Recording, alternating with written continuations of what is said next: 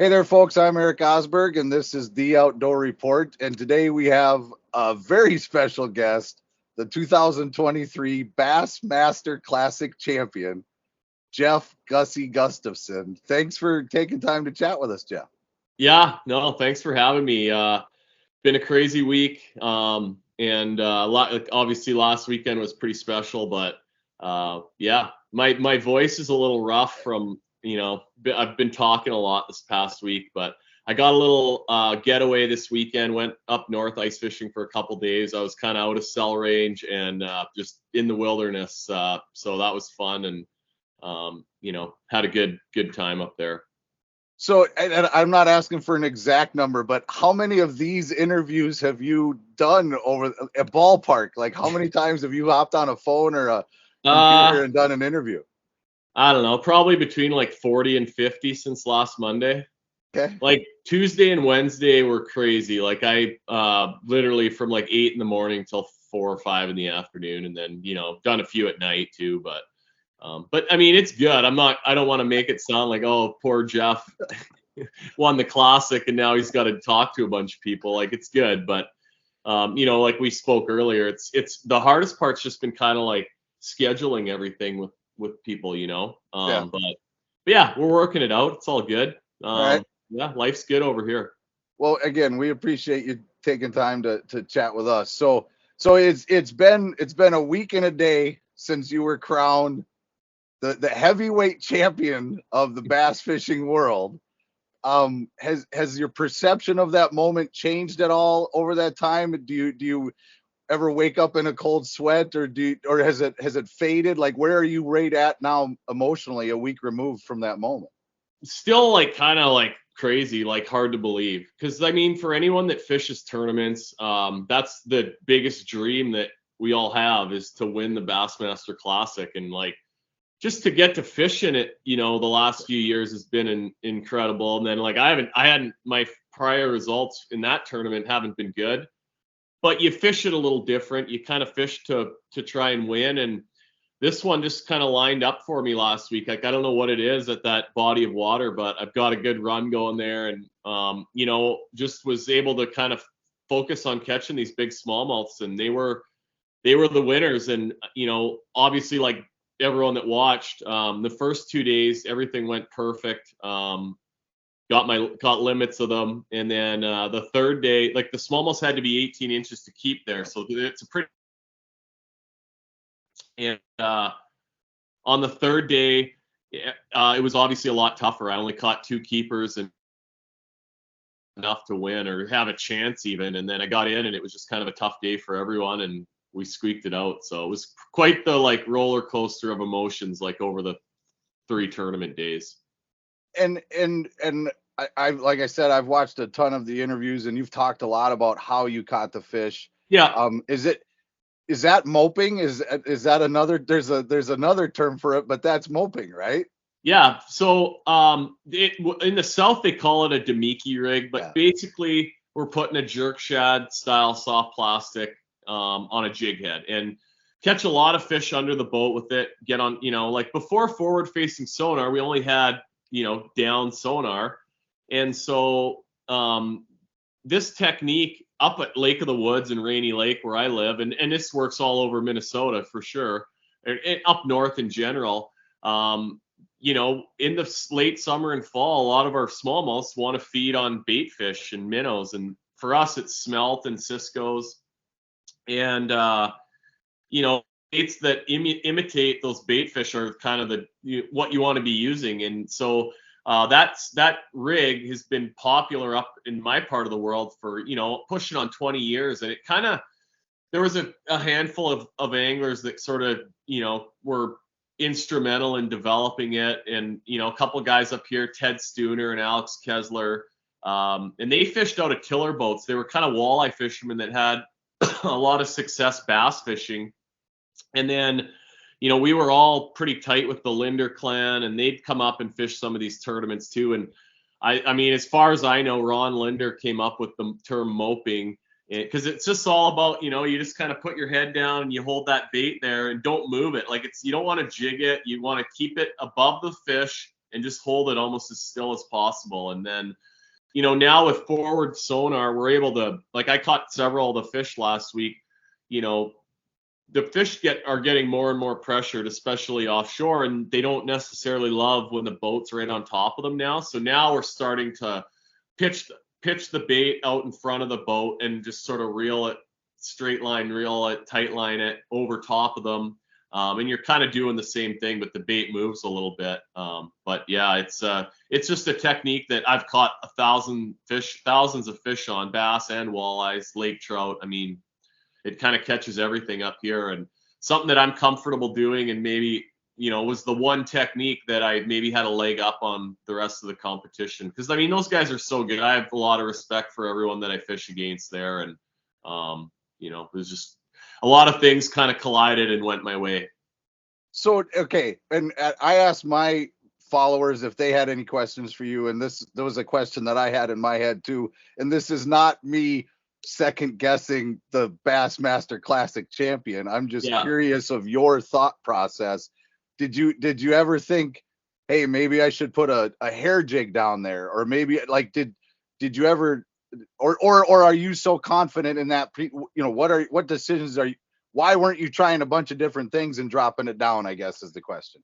Yeah, so there was, for everyone that watched, there was quite a few fish around on Sunday where I was fishing. Like, I was constantly like working a fish, throughout the day.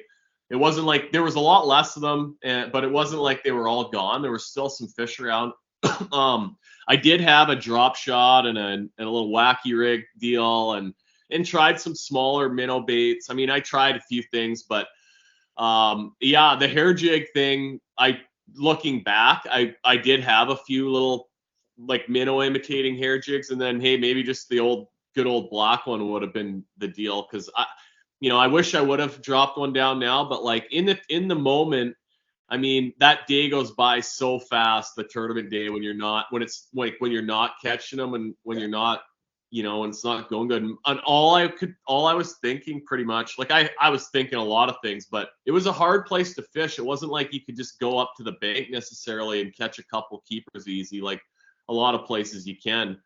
But I just felt like if I keep doing what I'm doing, I got to find a fish that hasn't seen this bait yet and doesn't know that I'm here. And if I do, it can just be like that quick, I'll have one. And I missed a couple. I had a few bumps, and I caught several that were not quite 18 inches, and that was the luck factor a little bit. But I knew it was going to be a hard day, and because I didn't have a lot of spots. I sort of worked them over the first couple days, and then it was flat, calm, really bright, like just sort of tough conditions on that third day. And then I had a lot of boats around watching me, and I mean, everyone's intentions were good.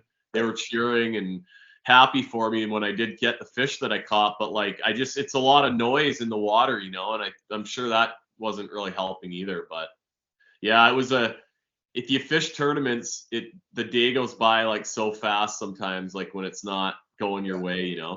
Oh, believe me, I've finished poorly in a few tournaments in my day. I know what you mean. You look at your watch, you're like, oh my gosh, it's already 11, and oh my gosh, it's already 1. Yeah. And then so most nerve-wracking boat ride ever? Like, were you like, what was your state of mind when you cracked it to head back? Were you like, yeah, no, I mean, I fished right till the last pretty much minute. I had a few minutes. I whipped a spinnerbait around up shallow right at check-in, and fished right to the last second. But no, I mean, I didn't think I'd have enough. I knew I felt like if I got 3 of them, I had a chance, because then guys were gonna have to start catching like that over 15 or 16 pounds, which I thought somebody would. Like the day 3 of the Classic, somebody's always a hero, and I just didn't think it was gonna be me. And luckily it was sort of just a tough day for everybody again, but well,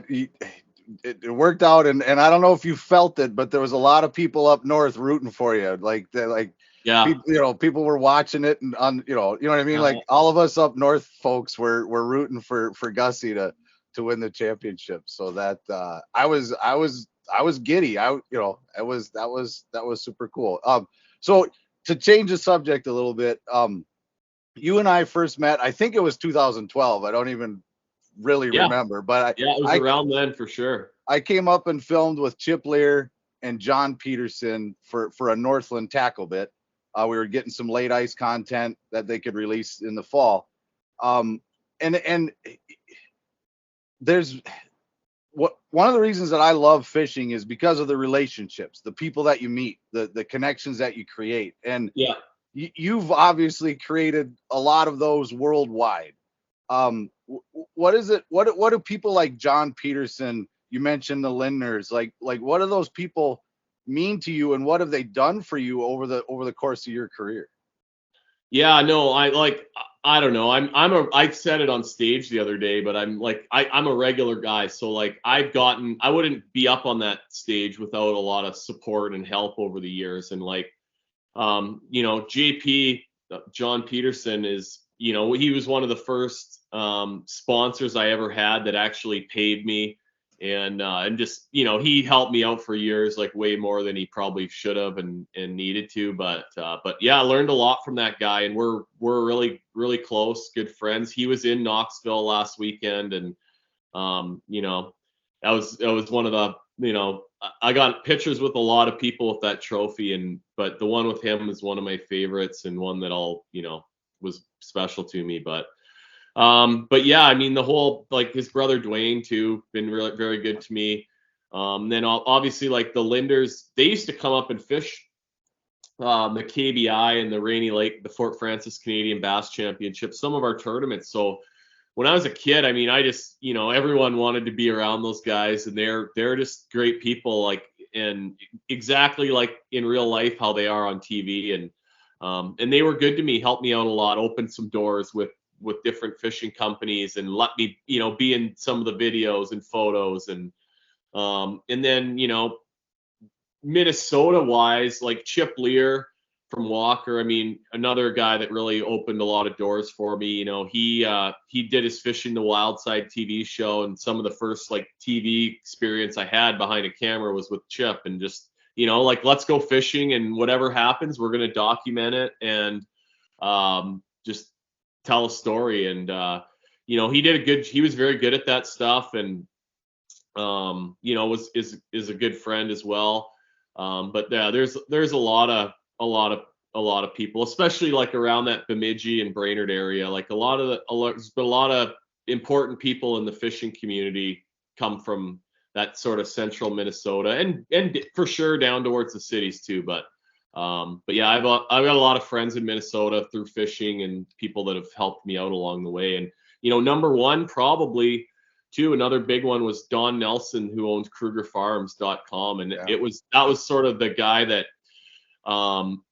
paid my entry fees to fish the FLW tour when I started out. Like I never had the money to go do that. It was a lot of money, and he just like made it happen for me. And sadly in 2015 he got sick and passed away. We lost him like way too early, but I thought about him a lot last weekend too. He would have been pretty proud. And but yeah, a lot of people have helped me out that I wouldn't get to be living out my dream, that's for sure. Yeah, I can remember the Kruger Farms wrap on the side of the boat. One of my favorite moments as a spectator was when you were on stage, and if my memory is incorrect, forgive me if I made this up. I don't know why, but when you were on stage, you talked about your dad and I believe it was your grandfather. You said you mentioned how important it is to get kids fishing, and I've kind of built my online presence following my journey with my son, right? Like, so I think it's ultra important to get kids fishing. So can you take us back to when you were a kid? Like what did you and your dad and your grandpa go do? What was that like? What kind of trips were you going on? Yeah. So, very lucky. Like as a little kid, my dad like fished quite a bit, but he just fished for walleye and lake trout, fish that you could eat. It was all of live bait and meat, and fishing's good up here. Go out and troll around and catch lake trout or catch walleye. And then my grandfather, he had a cabin on the west arm of Lake of the Woods, and kind of in a unique part of the lake, a quiet part of the lake, really good fishing. And we'd spend a lot of our summers out there. And he he had tackle boxes full of lures. Like some of them were his dad's, and like a lot, and I've got a lot of them, a lot of old lures, but like he was more into casting and using lures than using live bait. So I, when I went fishing when he would take me when we were out there, it would be more about catching bass and pike. And, if he caught a walleye on an artificial lure back then, it was like the highlight of the summer, like it can be done. Yeah. And now, like, I don't even consider using meat for walleyes up here in the summertime. I mean, it's put a piece of plastic on a jig and you can go catch all you want. But like, and like he's gone now too. But man, I would love to be able to take him out in the boat with like the technology and just like what we know today, like how to catch some of these like he would be so impressed with catching the walleyes on the artificial baits. But anyway, when I was a little kid, they took me. I got the bug for it pretty early, and like by the time I was 8, 9, 10 years old, I mean, I was running a 15 horse on a 14-foot Lund around on my own. And, at first, like you'd never get to, parents would probably get in trouble today if they let their kids do this. But like, at first I wasn't allowed to leave sight of the cabin. And then, I was allowed to go around one corner and around the next island a bit, and over time I just started to, but I wore a life jacket and they let me go fishing. They knew I loved it. And I guess there was, there's a lot of worse things that kids can be into than fishing. And it's, led to a pretty unique but awesome lifestyle that I get to live today. Do you remember your first tournament? So yeah, I very well. So the Kenora how old? I was 10 years old. So 10 years old.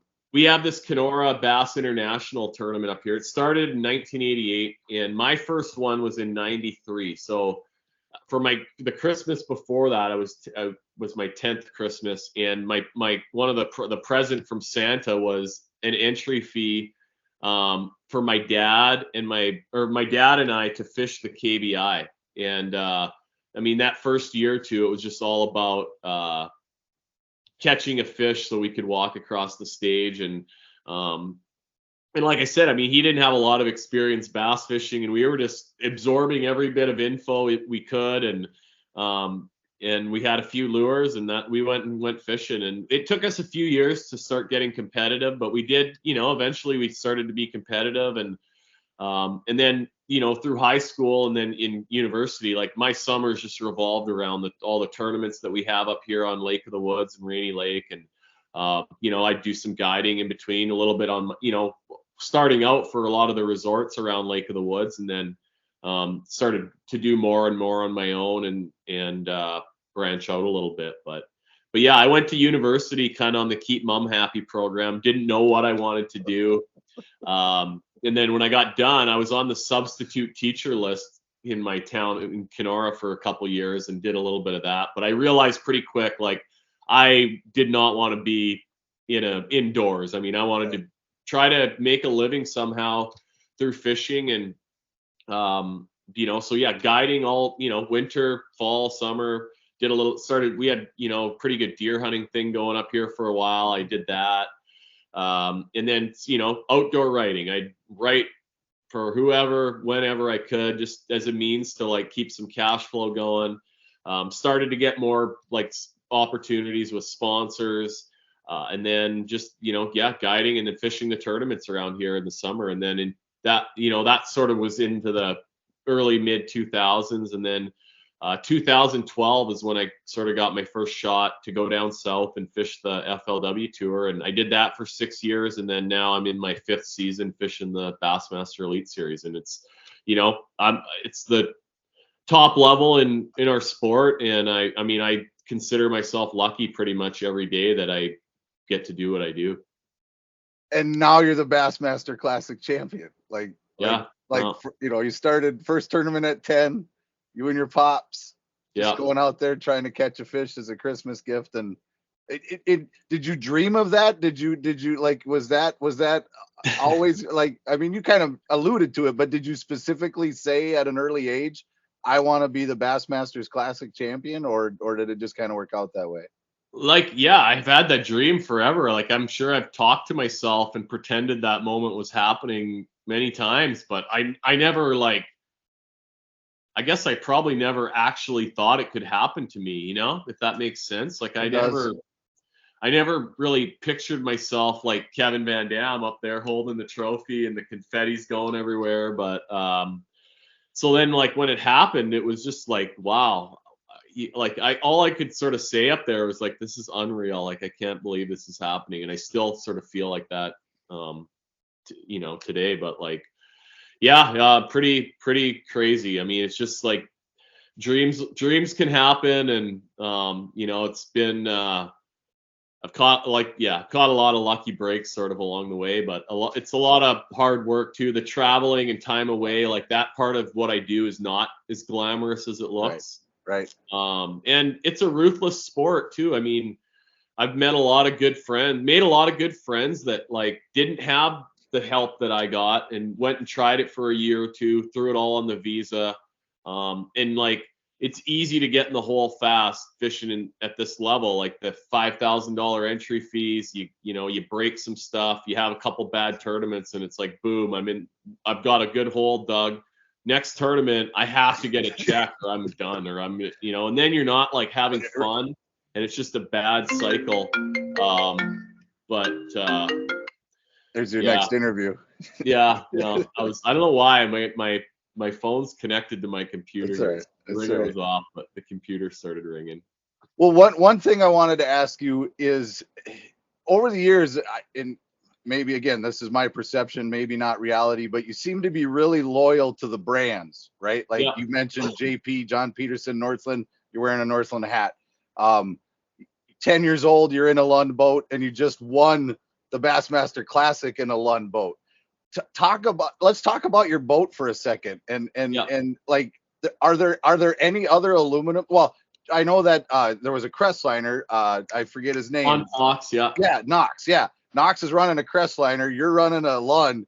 Like, did people look at you funny? Like, I don't know. Just tell us about having a Lund in the Bassmaster Classic, I guess. When I first started, I was running a Lund Predator, so it was a little bit more of a multi-species, but like higher sided boat. It had a big deck on the front. It was great to fish out of, but not so much like a true bass boat. So I think I took some comments, and people probably didn't love it as much like when I started. And then but like, you go catch fish and do your job, but the boat doesn't catch the fish for you. And then, after a few years, you kind of I made friends with, most of the guys, you get accepted, and then it was just no big deal. And then now, since 2017, I've run this 2075 Pro V Bass, and it's a bass boat. I mean, huge decks. It's a pleasure to fish out of. It's pretty quick. It's got a ton of storage. I mean, there's no disadvantage to fishing out of that boat for me. And I love it, man. And then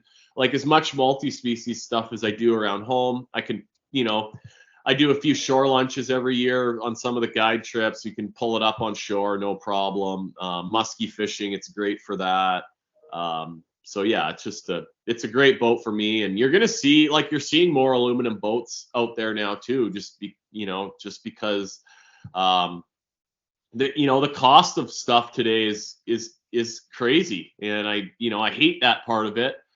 Cause it's not, it makes it hard for some people that have the ability to do this at a high level. And, but all I can say to that is just, if you want it bad enough and you love it, you figure out a way. And I fished out of a lot of old beater, rundown, leaky boats growing up as a kid. And, I couldn't tell you how many thousands of hours I have, like running a 50-horse tiller boat, guiding and running around Lake of the Woods and all kinds of lakes up here in Northern Ontario. But yeah, today I'm very lucky. Like that boat I run is the dream machine. Anything else you think is important that people need to know? I can't thank you enough for making time to chat with us. I know you got another interview coming up. Is there anything you've wanted to tell people that nobody that hasn't gotten out there yet?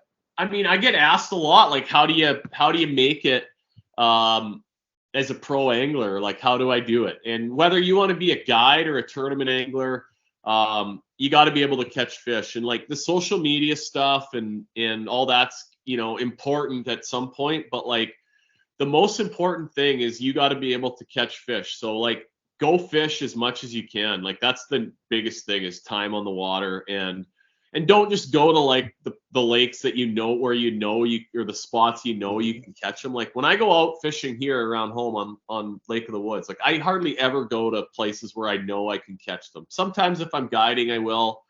But like that's why I love tournament fishing so much, I think, because is the pre-fishing part and the adventure of exploring and all that sort of thing. But just, fish is much different. If you want to, get better, you got to fish different types of water bodies, and that's how you learn different techniques. All that, that's important. And then all the sponsor and social media stuff. I mean, if you do a good job at what you do, like that stuff finds you kind of, but it's hard. It's harder than it was when I sort of started, even just because there's a lot of competition for the help and the support and sponsorship stuff. And, but if you don't catch fish, none of that is going to really matter. So you got to be able to do that part of it. And then the rest sort of will fall into place, I think. Hone that craft, work on developing those skills, cash a few checks, you know what I mean, right? Like that has to come first, and then the other stuff will follow. And do it right. I mean, I get like, this is sort of awkward to say, but like I'll get messages from high school anglers and college anglers like asking for my waypoints at places that I fished before, and it's like, are you kidding me? Like I'd love to help anybody, and it's not like that. It's just the principle of like, you got to go do the work, man. I mean, you don't. That's not how it goes. So that's the biggest thing I see, is just like, if you want to make a living fishing, you got to, put your time in, and kind of it's not easy. It's not the easiest way to make a living. You're gonna have hardships and broken gear, and but yeah, like I say, if you love doing it, you figure out a way. Yeah, I have a friend who's a guide, and we often, we'll talk on the phone. I'm going to go here and I'm going to try this. I'm going to go here. And, we always say, if you want to be the first person on a good bite, you're going to strike out a lot, right? Like you're going to have a lot of fish. You got to learn from your failures. You have to fail and fail, try to process that. And if you want to be the first one on a good bite, you got to be the first one on a good bite. So, well, again, I thank you so much, Gussy. Congratulations. We're proud of you. All of, at least my little circle, we were all rooting for you. And you said it in the beginning. When I first met you in 2012, you were a regular guy, right? Like you said it, like, here's Gussy. He's good at catching fish. He's going to help us do some filming, great on camera. And you're still that guy. So kudos to you to keeping it together, and thanks again, and congratulations. All right. Well, thanks for having me. And anytime, man, we can, you need someone to fill some slots for you, just let me know. And I'm happy to come and chat fishing with you anytime. All right. Well, we got to get you down to Otter Tail County. You got to come. Have you been to the Lund Boat Factory? Have you been to the factory? I have. I'm going to try and bring the trophy by there later in the season when I'm passing through. So I'll let you know when I get in that neck of the woods. Give us a heads up. We'd love to see it. All right. Thanks, Gussy. Okay. Thanks for having me. Take care. Yep.